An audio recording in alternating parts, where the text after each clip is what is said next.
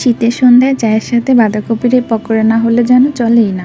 আসসালামু আলাইকুম এভরিওয়ান, নুসরাতের রন্ধনশালায় আপনাদের স্বাগতম।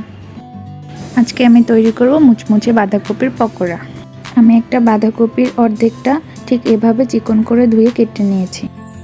আমি এখানে নিয়েছি হাফ কাপ ধনিয়া পাতা কুচি, হাফ কাপ পেঁয়াজ কুচি, 3-4টে কাঁচামরিচ কুচি। মশলার মধ্যে নিয়েছি 1 টেবিল চামচ মরিচ গুঁড়ো, 1 টেবিল চামচ হলুদ গুঁড়ো, 1 টেবিল চামচ লবণ, 1 টেবিল চামচ গোলমরিচ গুঁড়ো।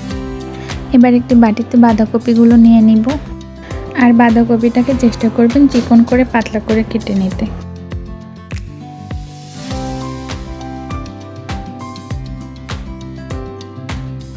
বাঁধাকপিগুলোকে আমি একটু মেখে নিয়েছি। তারপরে দিয়ে দেব পেঁয়াজ কুচি, কাঁচামরিচ কুচি এবং ধনিয়া পাতা কুচি, সাথে গুঁড়ো মশলাগুলোও দিয়ে দিব।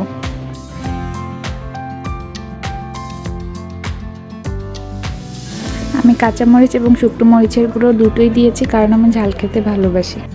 আপনারা চাইলে শুকনো মরিচের গুঁড়ো স্কিপ করতে পারেন। আমি এখানে আরও অ্যাড করেছি 2 টেবিল চামচ কর্নফ্লাওয়ার। কর্নফ্লাওয়ার পাকোড়াটাকে ক্রিস্পি করতে সাহায্য করে।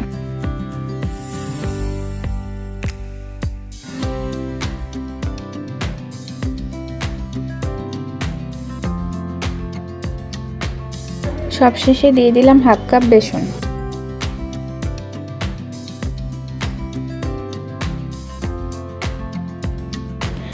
এবারে সবকিছু খুব ভালোভাবে মিক্স করে নিচ্ছি। একটুখানি পানি দিয়ে সবকিছু মিশিয়ে মেখে নিলে একটা আঠালো মিশ্রণ তৈরি হয়ে যাবে।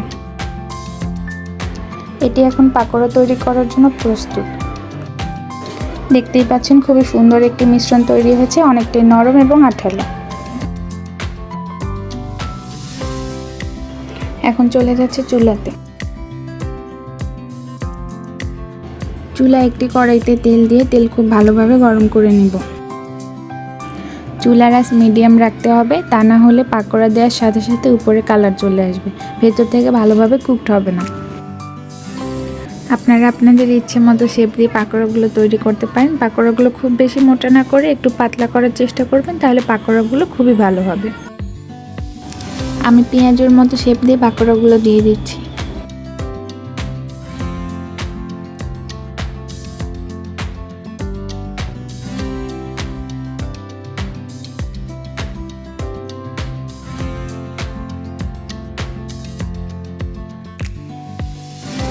পাকোড়াগুলো একটু সময় নিয়ে ভেজে নিতে হবে, তাহলে ভেতরেও ক্রিস্পি এবং মজাদার হবে।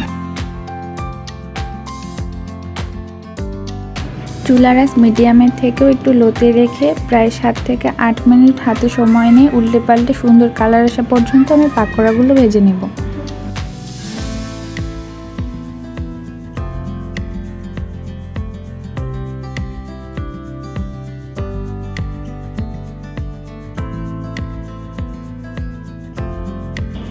আমার পাকোড়াগুলো হয়ে গেছে। আমি এর থেকে বেশি কালার নিয়ে আসবো না, আর উপরটাও বেশ ক্রিস্পি হয়েছে।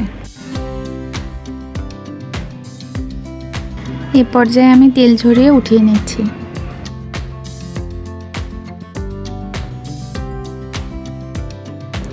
একইভাবে সবগুলো পাকোড়া আমি তৈরি করে নেব।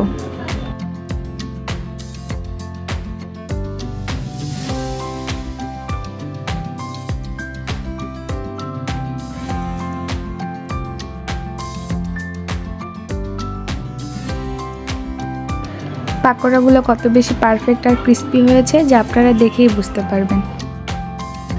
রেসিপিটি আপনাদের কাছে কেমন লেগেছে অবশ্যই আমাকে কমেন্ট করে জানাবেন। ভিডিওটি ভালো লাগলে অবশ্যই আমার চ্যানেলটি সাবস্ক্রাইব করে দিবেন। আজকের মতো এখানেই বিদায় নিচ্ছি। আল্লাহ হাফেজ।